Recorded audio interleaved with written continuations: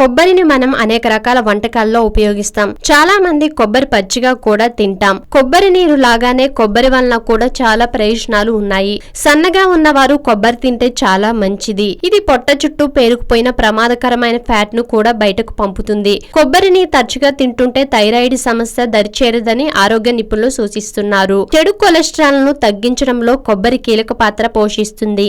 Kidney సమస్యలు రాకుండా చూసుకుంటుంది. ఇది తింటే బరువు తగ్గకుండా బలంగా ఉంటారు. కొబ్బరిలో ఫైబర్ అధికంగా ఉండడం వల్ల మధుమేహ వ్యాధులను అదుపులో ఉంచగలుగుతుంది. శరీరంలోని వ్యర్థాలను బయటకు పంపేస్తుంది. పాల కంటే కొబ్బరి నీరులో పోషక విలువలు చాలా ఎక్కువ. అసిడిటీ, గుండె మంటను కొబ్బరి నీరు తగ్గిస్తుంది.